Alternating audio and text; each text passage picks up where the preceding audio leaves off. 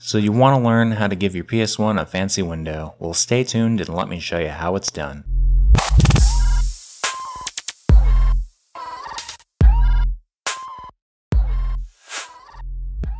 Firstly, let's go over what you will need. You will need soldering supplies, super glue, hot glue, marker, Phillips and flathead screwdrivers, a razor blade, wire cutters, some LEDs of your choice. I used 3mm blue, but 5mm would be a better choice. Some wire, mine's 30 AWG, a drill with assorted drill bits, some assorted sandpaper, some paint if you want to paint, and lastly a rotary tool with a cutting disc and some sanding bits.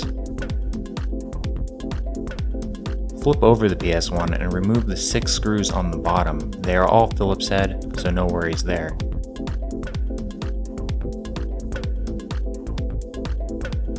Then go ahead and set the bottom aside. Flip over the top shell, remove the 2 screws holding the lid assembly in place. Make note of how it came apart, as you'll have to put it back together.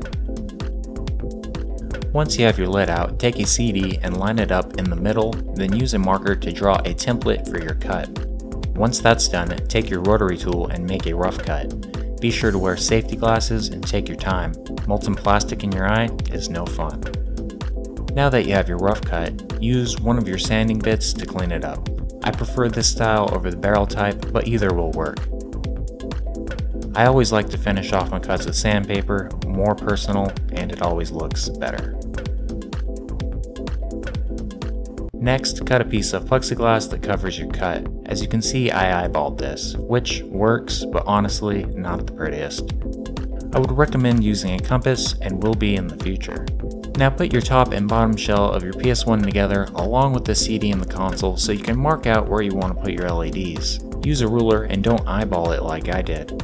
I would also recommend using more than 4 LEDs if you want it to be bright. I would do up to at least 6 at the top. An easier way to do this would be to use LED strips, but I like being difficult. So take the marked top lid and drill holes just the size of your LEDs. You want them to fit snugly, so start small. Take your time. Now, if you're planning on painting, you will need to remove the buttons, which are simple to take out. You just need to unclip them and push them out. For the eject button, you will need to first remove the mechanism that's held in by 2 Phillips screws.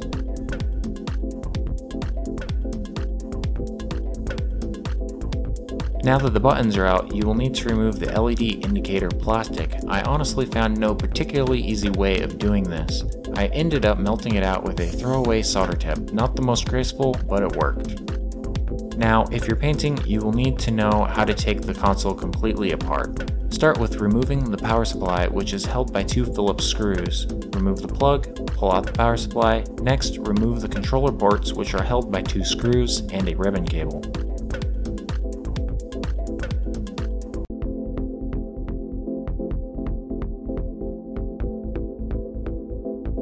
Next, remove these 4 screws, which will almost free this metal shield, but before it's completely free, you will need to unplug the CD laser assembly, which is 1 connector and 1 ribbon cable.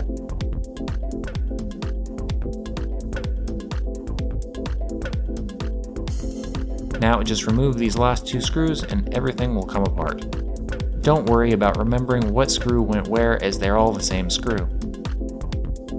Now, once your paint is dry, hot glue in your plexiglass to your lid. Just a few dabs around the lid will be sufficient. Now take your bottom lid with your LEDs installed. Mine all fit snug, but still add a little bit of hot glue to help keep them in place.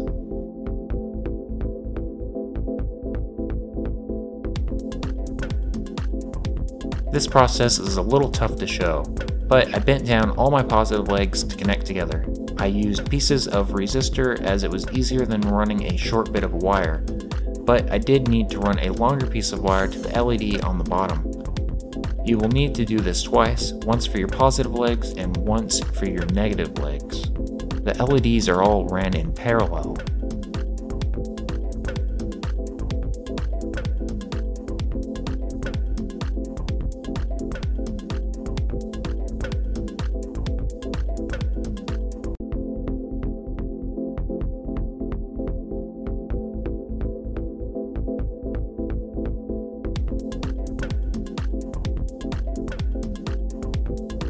Now that you're all hooked up, you will need to run a positive and negative wire to your power supply.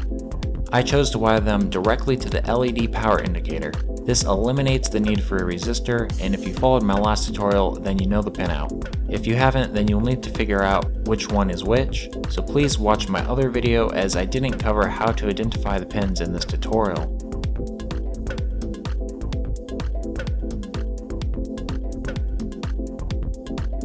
That's it, put it back together and admire your hard work.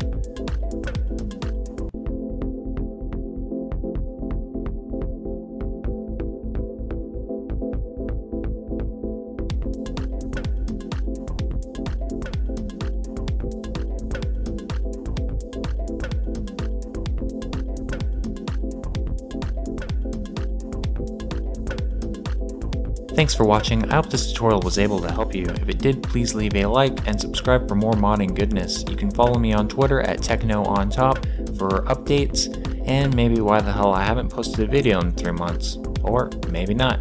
Anyways, definitely check out my last video as these two go hand in hand. Maybe checking out already modded consoles is more your thing? If so, check out my Mod Showdown series and submit your work. I'd love to see it and show it off. Till next time, peace.